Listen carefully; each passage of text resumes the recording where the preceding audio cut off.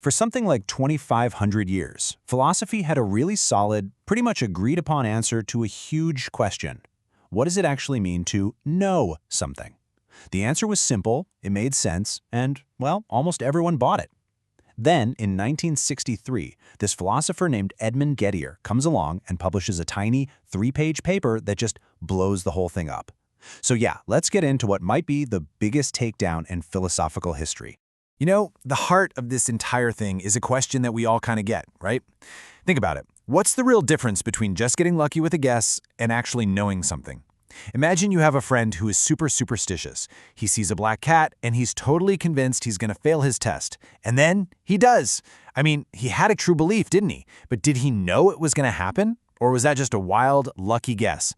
That distinction, right there, is exactly what philosophers have been trying to nail down forever. All right, so to really get how one little paper could cause such a massive stir, we're going to trace this whole idea from the very beginning. We'll start with the ancient Greeks, see how their idea became the standard model, and then watch it get spectacularly demolished. After that, we'll look at the fallout, a problem that seems almost impossible to solve, and the really radical new way of thinking it sparked. Okay, so our story kicks off where so many do in Western philosophy. Ancient Greece, with Plato. He was really one of the first people to sit down and try to formally figure out that difference between a fluke and real, genuine knowledge. So here, in one of his famous dialogues, Plato has his mentor Socrates make this absolutely crucial point. He says that just having a correct judgment, a belief that happens to be true, that's not enough. To really have knowledge, you need something extra. You need a logos, which is this great Greek word that can mean an account or a reason, or basically a justification for why your belief is true. And that simple idea, that knowledge is a true judgment with an account, became the absolute bedrock for the theory of knowledge for like the next 2,500 years. It basically set out the 3 key ingredients that everyone thought you needed for the recipe of knowledge.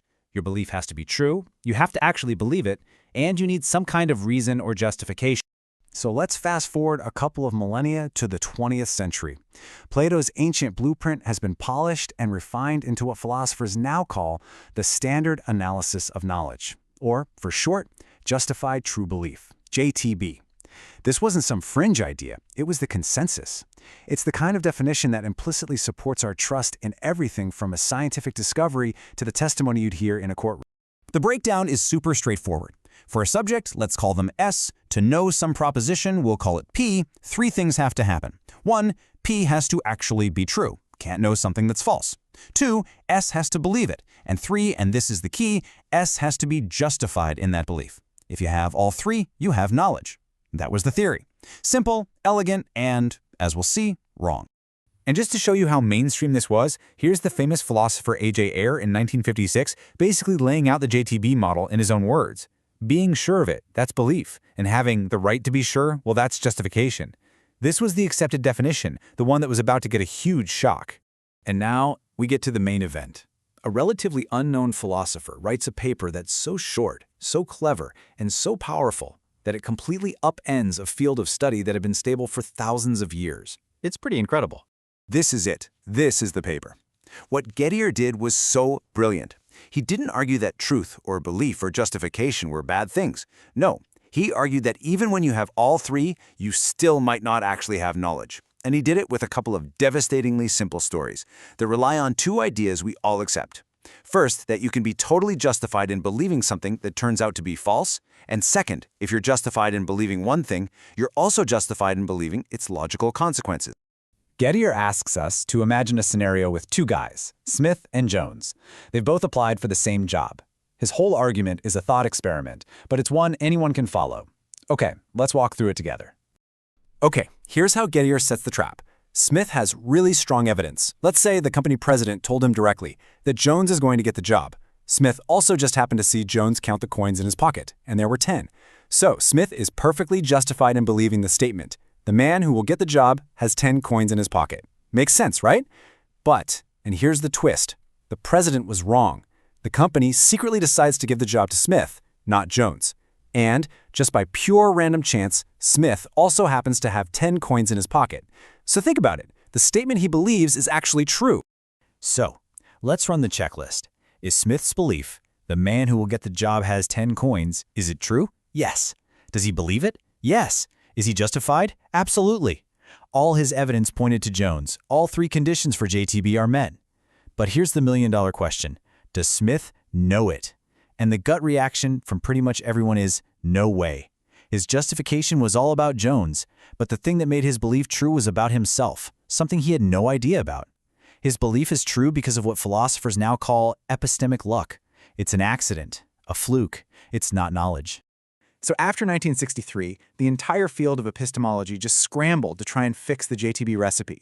People tried adding a fourth condition, things like your justification can't be based on a false belief or other complicated fixes. But the problem just wouldn't go away. It seemed to run much, much deeper. Years later, the philosopher Linda Zagzebski made this incredibly powerful point. She basically said, look, this isn't just a problem with one specific definition. As long as your definition of knowledge allows for justification to be fallible, meaning you can be justified in believing something that's false, you will always be able to create a Gettier-style problem where your justification and the truth just get disconnected by pure chance. In fact, Zagzebski showed that you can basically generate these cases on demand using a simple recipe. First, you start with someone who has a justified belief that happens to be false. Then you just tweak the story, add a little bit of good luck, which makes the belief turn out to be true for a completely different reason than the original justification, and boom, you got yourself a Gettier case. This really suggests the problem is structural. It's baked into the very way we were trying to define knowledge. So, after decades of failed attempts to patch up the JTB theory, some philosophers came to a pretty radical conclusion. What if we've been asking the question completely backwards this whole time? And this led to a movement that's sometimes called knowledge-first epistemology. Timothy Williamson, who is a huge figure in this movement, basically takes a step back.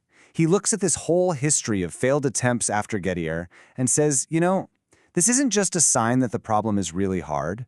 This is pretty good evidence that the entire project, the project of trying to break knowledge down into smaller parts like belief and justification, is fundamentally misguided.